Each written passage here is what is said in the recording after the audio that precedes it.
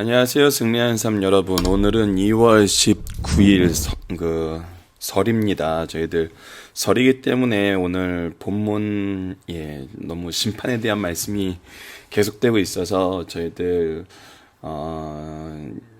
저희 강성교회 분들은 가정 예배로 받으셨겠지만 승리하는 삶 여러분 각자 이제 집에 돌아가셔서 가정 예배를 한번 들으시면서 이 말씀으로 가정을 축복하시면 좋을 것 같아서 저희가 이제 목사님이 선정하신 가정 예배 말씀을 잠깐 묵상하고 오늘 본문에 가도록 하겠습니다. 127편은 솔로몬의 시 곧 성전에 올라가는 노래이고 가정에 대한 축복이 나와 있습니다. 가정의 복. 자, 하나님이 세우신 신적 기관으로 가정과 교회가 있죠. 자, 그러면 이 가정을 하나님이 어떻게 사랑하시는지 한번 보도록 하겠습니다. 자, 첫 번째, 여호와께서 집을 세우지 아니하시면 세우는 자의 수고가 헛되며, 이 우리의 그 삶의 공간인 집도 가정도 누가 세우셔야 되죠? 여호와께서 세우셔야 돼요. 그렇지 않으면 우리의 수고가 헛되게 돼요. 하나님께서 우리를 지켜주시기 때문에 우리의 분깃이 안전하게 쓰는 거거든요. 또한 우리의 보호 공간인 성도 하나님께서 지키지 아니하시면 우리가 깨어서 걱정하고 염려하고 안전하게 하기 위해서 노력하는 그것이 모든 것이 헛돼요. 즉 가정과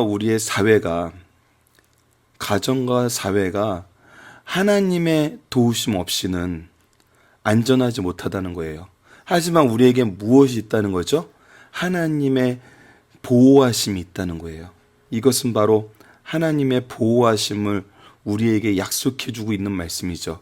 우리가 하나님 안에 있기 때문에 우리의 수고가 헛되지 아니하고 우리의 노력이 헛되지 아니하고 우리의 깨어있음이 안전하다는 거거든요. 자, 그래서 우리가 어떤 삶을 살아요? 너희가 일찍 일어나고 늦게 누우며 수고의 떡을 먹으며 헛되도다.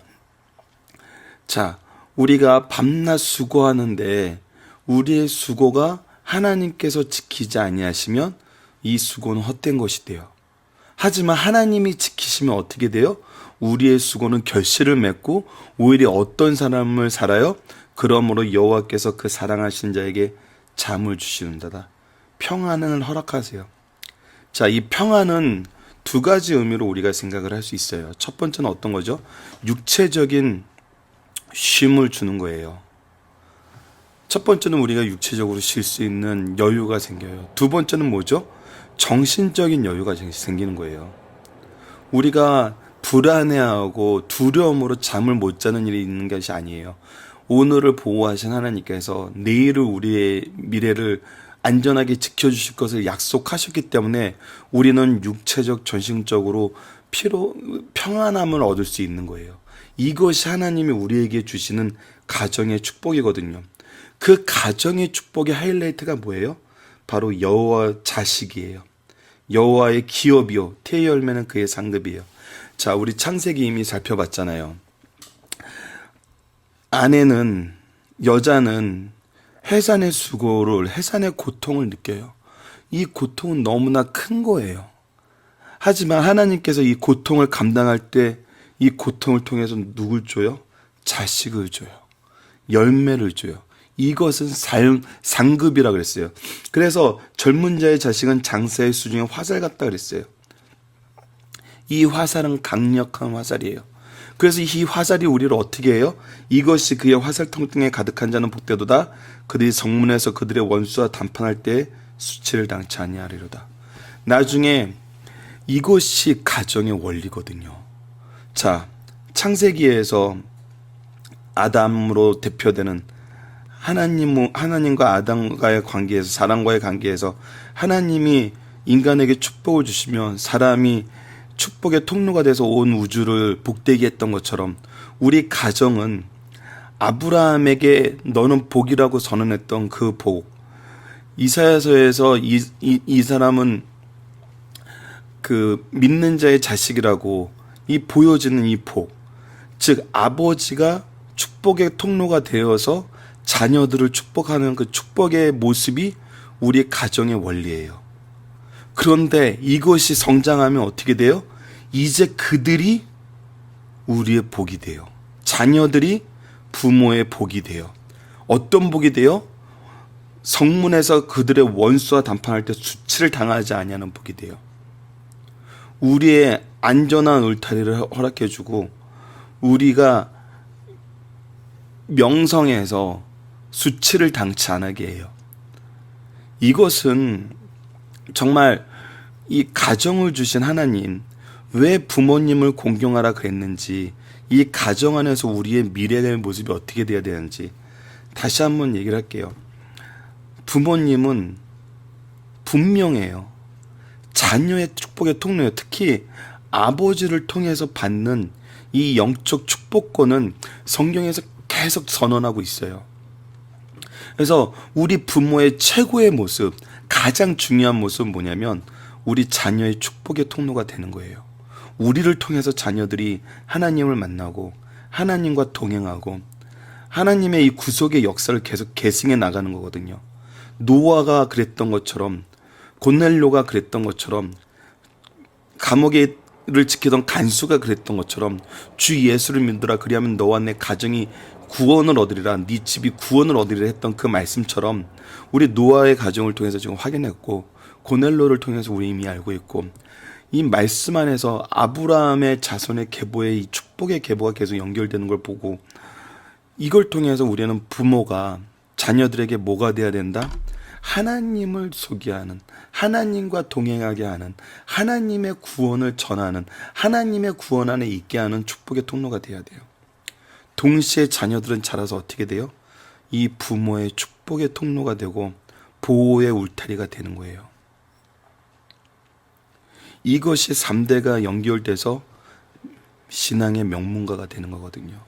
그래서 127편과 우리가 배웠던 창세기의 말씀을 연결해서 살펴보면은 이 가정의 축복이 정말 하나님 안에서 이 가정이 이루어진다 그랬을 때 얼마나 놀라운 축복이 되고 이것이 얼마나 대대에 이루어지는 축복인지 이 127편과 또 동시에 연결해서 상고해 볼 수 있었어요. 다시 한번 127편을 한번 묵상하고 오늘 본문 들어가도록 하겠습니다. 여호와께서 집을 세우지 아니하시면 세우는 자의 수고가 헛되며 여호와께서 성을 지키지 아니하시면 파수꾼의 깨어 있음이 헛되도다. 너희가 일찍이 일어나고 늦게 누우며 수고의 떡을 먹음이 헛되도다. 그러므로 여호와께서 그의 사랑하시는 자에게는 잠을 주시는도다. 보라, 자식은 여호와의 기업이요 태의 열매는 그의 상급이로다. 젊은 자의 자식은 장새의 수중의 화살 같으니 이것이 그의 화살통에 가득한 자는 복되도다. 그들이 성문에서 그들의 원수와 담판할 때 수치를 당하지 아니하리로다. 아멘. 그럼 오늘 본문을 들어가도록 하겠습니다. 저희들 이제 창세기 이제 거의 말미에 들어가는데 오늘 본문은 창세기 7장 17절로 24절입니다. 이제 이 홍수로 인해서 어떤 심판이 오는지 오늘 간략하게 보도록 하겠습니다. 홍수가 땅에 40일 동안 계속된지라 물이 많아져 방주가 땅에 떠올랐고 물이 더 많아져 땅에 넘침에 방주가 물 위에 떠다녔으며 물이 땅에 더욱 넘침에 천하의 높은 산이 다 잠겼더라. 물이 불어서 15규빗이나 오르니 산들이 잠긴지라. 땅 위에 움직이는 생물이 다 죽었으니 곧 새와 가축과 들짐승과 땅에 기는 모든 것과 모든 사람이라. 육지에 있어 그 코에 생명의 기운의 숨이 있는 것은 다 죽었더라. 지면의 모든 생물을 쓸어버리시니 곧 사람과 가축과 기는 것과 공중의 새까지라. 이들은 땅에서 쓸어버림을 당하였을 때 오직 노아와 그와 함께 방주에 있던 자들만 남았더라. 물이 150일을 땅에 넘쳤더라. 자, 오늘 말씀은 정말 슬픈 말씀입니다. 그래서 우리 다 같이 모여있는 날 이 슬픈 말씀이 계속되는 것이 안타까워서 저희들 127편으로 먼저 묵상을 했고요. 자, 봅시다. 40일 동안 하나님 말씀대로 40일 동안 계속 물이 많아져 방주가 떠오르기 시작했어요. 물이 더 많아져 땅에 넘침에 이제 떠다니게 되었어요. 그래서 이 부분을 보면서 저희들 노아 할아버지가 산 위에 배를 지었다고 저희들 어려서부터 했는데, 이게 성경에는 산 위에 지었다는 얘기가 없어요. 그래서 오히려 이 부분을 보면서 어떤 걸 느끼게 되냐면, 자, 나무가 많은 아래쪽에서 사람들이 볼 수 있는 곳에서 이 방주를 지었어요. 그러니까 어떻게 돼요? 물이 차요. 그래서 방주가 떠올랐어요. 그리고 더 떠올라서 이 언덕 같은 것을 다 메꾸자 이제 방주가 어떻게 됐어요? 이제 떠다니게 되었어요. 그리고 나서 천하의 높은 산이 다 잠겼더라. 그래서 이게 더 맞지 않을까. 그래서 노아의 방주에 대한 모든 영화를 보면은, 지난번에 나왔던 노아의 영화는 너무나 얼토당토 않았고, 이렇게 코미디처럼 현대의 노아의 모습을 만드는 거 보면은 전부 이 평지의 노아의 방주를 만드는 것을 볼 수 있어요. 그래서 이 부분은 우리가 아마 이제 어렸을 때부터 좀 잘못 배웠던 부분이 아닐까. 그래서 이 부분은 다시 한번 우리가 기억하면서 묵상해야 될 것 같아요. 물이 불어서 15규빗이나 오르니 산들이 다 잠긴시라. 15규빗은 6.75, 약 7m 정도 되는 높이예요. 그래서 7m 이상 높은 산들이 다 잠겼어요. 그랬더니 어떻게 됐어요? 땅 위에 움직이는 생물이 다 죽었어요. 죽게 되는 건 두 가지예요. 숨을 못 쉬기 때문에 죽고, 아니면 저체온증으로 죽게 되는 거죠. 그리고 곧 새들도 쉴 공간이 없어요. 가축과 들짐승과 땅에 기는 모든 것과 사람이라. 결국은 아래 설명에 육체에 있어 그 코의 생명의 기운이 숨이 있는 것은 다 죽으니라. 코로 호흡을 하는, 허파 호흡을 하는 모든 생물들은 다 죽게 되는 거예요. 오로지 아가미 호흡을 하는 물고기들만 살아남게 되는 거죠. 지면의 모든 생물을 쓸어버리시니 결국 지면에 있는 건 다 쓸어버리시죠. 다시 한번 반복해서 해요. 사람과 가축과 기는 것과 공중의 새까지라. 자, 왜 사람만 심판하지 않으시고 가축과 기는 것과 모든 동물에까지 다 심판하시는지 우리 안쪽에서 본문 묵상하기 위해서 보도록 할게요. 하지만 무엇만 남아요? 오직 노아와 그와 함께 방주에 있던 자들만 남느니라. 물이 얼마간 있어요? 150일을 땅에 넘쳤어요. 40일간 비가 오고 150일간 땅에 넘치는 삶을 살아요. 그러니까 이 기간 동안 이 코로 숨 쉬는 것들은 살아남을 재간이 없어요. 우선 수영 헤엄쳐서 널빤지에 떠다니면 되지. 저체온증으로 다 죽어요. 그러니까 살아남을 수 있는 게 없게 된 거예요. 그리고 물이 폭발하는 그런, 하늘에서 물이 내리고 땅에서 폭발하고 해일이 넘쳐서 정말 세 방향으로 물이 적시면서 정말 막 모든 것을 이렇게 소용돌이치듯 휩쓸어 버렸거든요. 이 부분에 대해서, 이 홍수에 대해서 창조과학회 사람들이 그랜드 캐넌을 보고 연구한 연구 부분이 있습니다. 이 부분은 인터넷 검색하면 아마 동영상에서 나올 거예요. 창조과학회 그랜드 캐넌. 요즘에 이렇게 그랜드 캐넌으로 이 창조과학회 분들이 하는 세미나를 들으러 가는 프로그램도 종종 이제 기독교 TV에서는 소개가 되고 있는데, 그 동영상을 보면은 이 두 가지 부분, 탄소 연대 측정에 대한 부분과 이 화석의 부분, 특히 탄소 연대 측정은 좀 논외로 하더라도 화석의 생성과 이 지층의 생성에 대한 이 노아 홍수의 이 근거를 둔 해석법은 굉장히 설득력이 있어서, 이 부분을 전체 이렇게 홍수, 전 세계적인 홍수에 대해서 설명은 학계에서 굉장히 자리 잡고 있는 부분이 커서 오래 걸리지만, 아이러니하게 우리 이 그랜드 캐넌을 통해서 연구하는 지질학자들은 지금 오랜 시간 침식이 된 다음에 층이 생기고 강물이 흐르면서 협곡이 생겼다는 이 부분보다는 오히려 이 대홍수로 인한 격변에 의해서 지금 현재 지층과 화석들이 생겼다는 쪽에 오히려 무게중심이 서서히 옮겨가고 있다는 것이 학회에 있는 사람들 설명이에요. 그래서 이 부분은 여러분들이 시간이 나실 때 창조과학회 그랜드 캐논 이렇게 검색을 하시면 아마 인터넷에 동영상이 좀 있을 겁니다. 그래서 제가 가능하다면 이 부분에 대한 동영상을 제가 한번 찾아서 카페나 밴드에다 한번 링크를 해보도록 할게요. 굉장히 이론적으로 저희들이 이해할 수 있게 실험을 통해서 설명을 잘 해놨어요. 그래서 오늘의 말씀의 요는 뭐냐면 하나님의 심판이 분명했었고 그 범위가 어디까지였냐는 거죠. 자, 이 부분에 대해서 한번 보도록 하겠습니다. 저희들 우선 본문 말씀을 보면은 사람뿐만이 아니었다는 거예요. 사람뿐만이 아니라 숨쉬는 모든 것이요. 가축과 사람과 가축과 기는 것과 공중의 새까지. 왜 그랬을까요?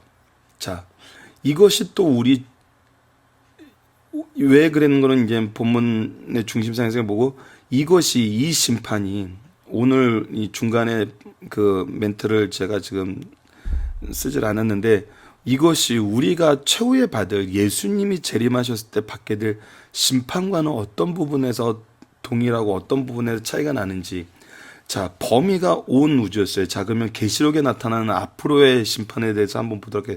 내가 크고 흰 보좌와 그 위에 앉으신 이를 보니 땅과 하늘이 그 앞에서 피하여 간 데가 없더라. 땅과 하늘의 모든 것이.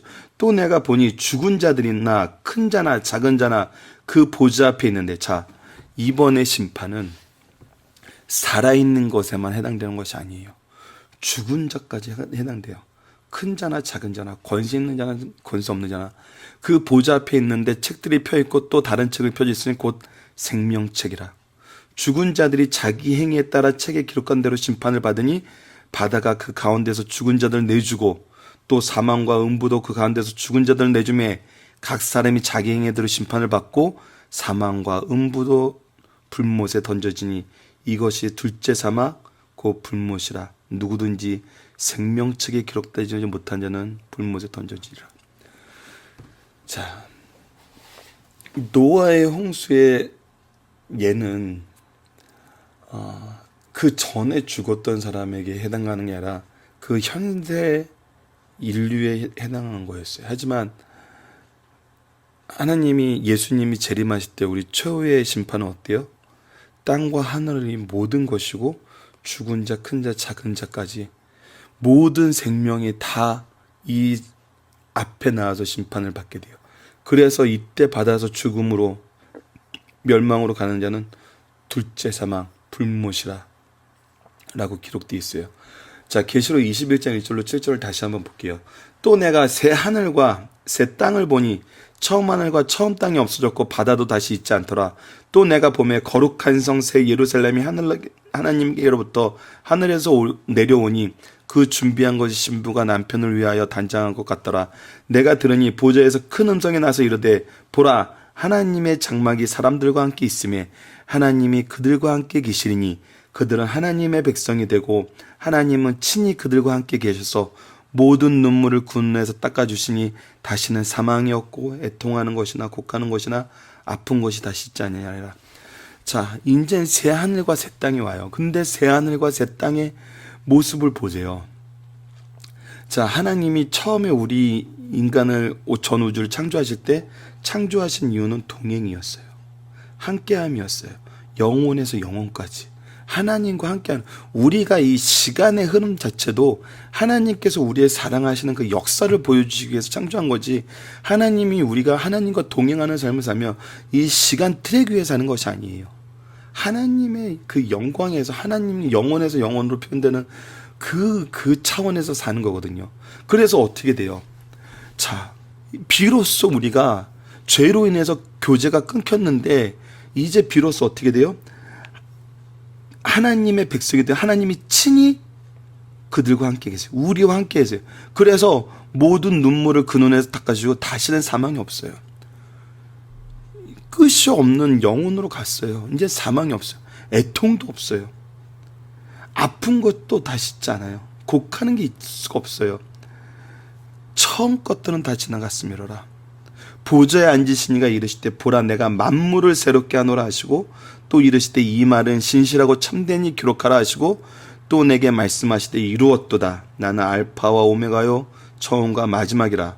내가 생명수 생물을 목마른 자에게 값없이 주리니 이기는 자는 이것들을 상속을 받으리니 나는 하나님이 되고 그들은 내 아들이 되리라.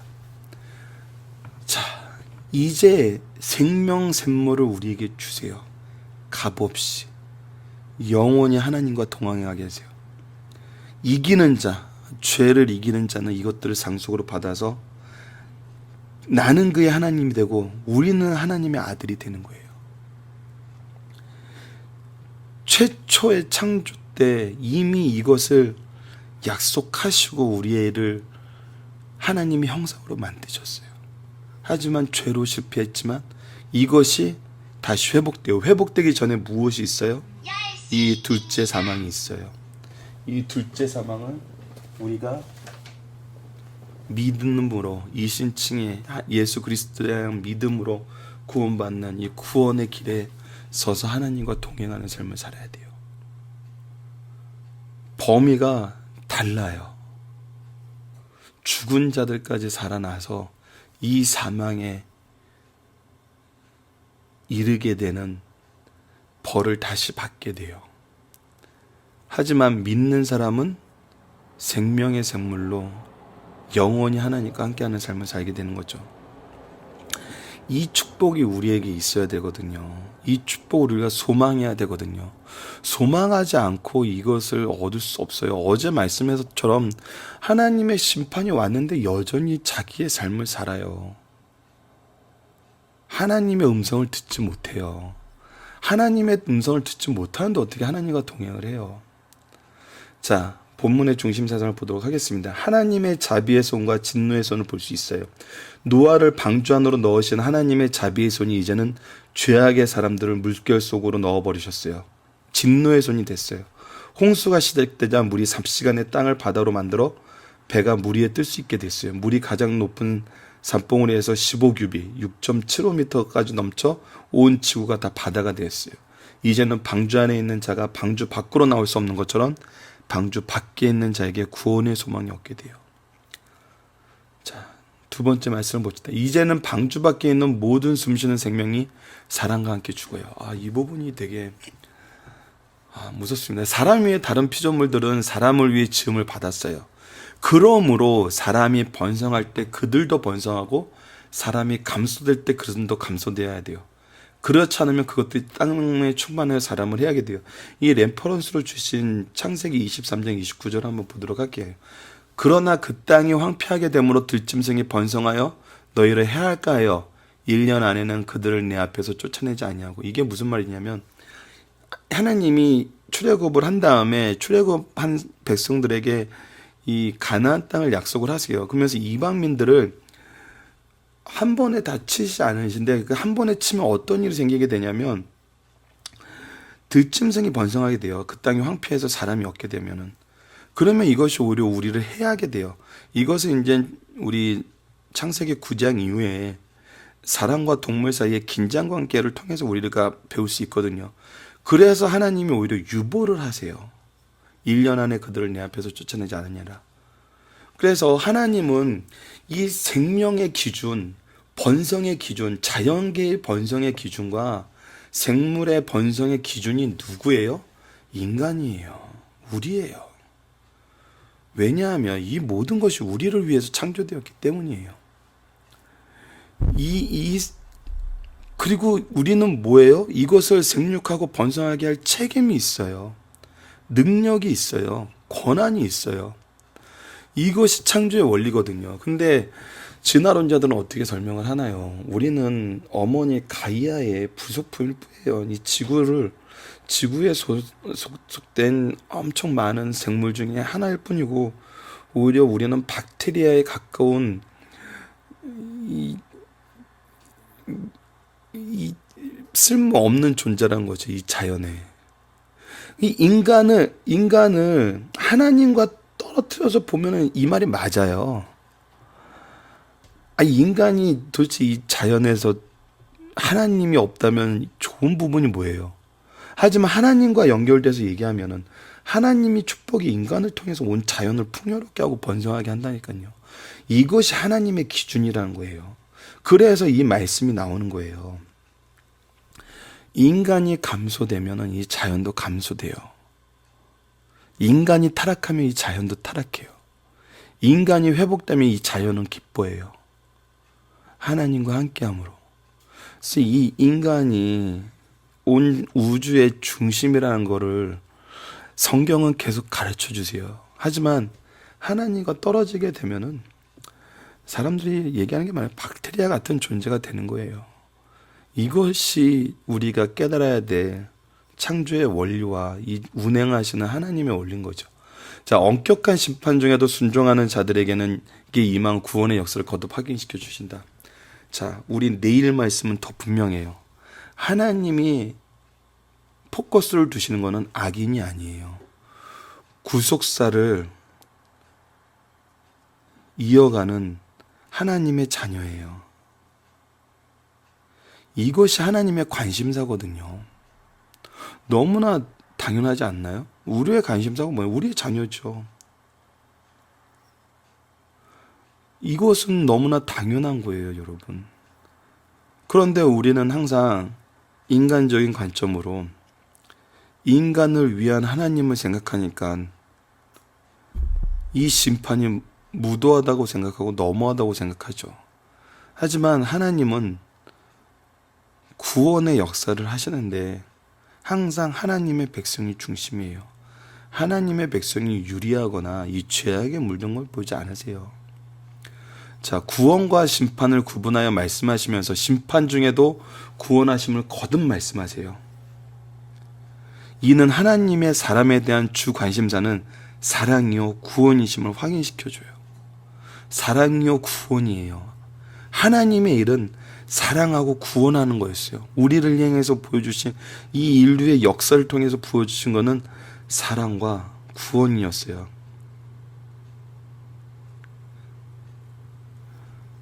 그래서 구속사거든요. 사랑으로 이 구속을 이루시잖아요. 그래서 우리가 해야 되는 건 바로 사랑하는 거예요. 기독교가 사랑의 종교인 이유예요. 또한 아무리 악한 세대라도 죄악에 빠지지 않고 하나님의 말씀에 순종하여 자신과 가족 그리고 이웃의 생명을 구원하는 데 쓰임받는 하나님의 자녀가 반드시 있어요. 아무리 악한 세대에도 하나님 말씀에 순종하여 자기만 구원받는 게 아니라 자신과 가족, 이웃의 생명까지 구원하는 데 쓰임받는 하나님의 백성이 있어요. 이것이 구속사의 중심 일꾼이에요.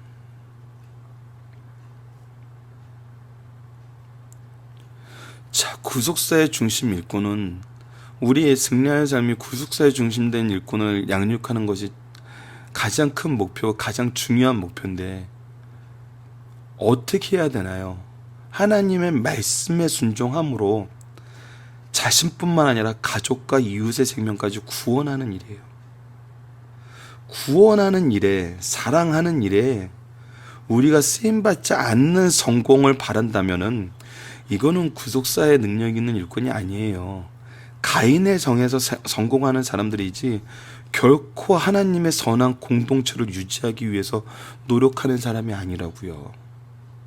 이것의 기준이 바로 이 노아의 역사를 통해서 우리가 확인하게 되는 거거든요. 다시 한번. 그래서 구속사의 일꾼이 된다는 것은 말씀에 순종하면서 하나님과 동행하는 삶을 산다는 것이 가장 중요하면서 그런 사람의 특징은 바로 사랑이라는 거. 사랑하지 않으면서 주의 일을 한다는 거는 말이 안 되는 거예요. 앞뒤가 안 맞는 거거든요. 그래서 우리가 이 일에 쓰임받는 승리할 상 가족 되기를 바라면서 오늘 구정 시편 127편과 오늘 이 구원에 쓰시는 하나님의 이 놀라운 역사가 여러분 가정에 항상 이루어지길 원합니다. 자, 말씀을 기초로 기도하기를 통해서 마치겠습니다. 하나님, 창조의 목적을 통해 우리가 하나님의 형상으로 하나님의 사랑하심으로 특별히 하나님과 교제를 통해 하나님과 동행할 존재로 자녀로 백성으로 창조됨을 깨달았습니다. 동시에 심판을 통해 우리가 가진 책임과 의무를 다하지 못할 때 이 세상이 심판대 앞에 서서 하나님의 공의로움으로 인하여 제 갈 길로 가게 됨을 발견하게 됩니다. 우리의 존재가 온 우주에 하나님의 축복을 전하는 축복의 통로가 되게 하여 주시고, 우리로 인하여 심판에 이르는 죄의 양을 채우는 어리석음에서 벗어나게 인도하여 주소서. 예수님 이름으로 기도드립니다. 아멘.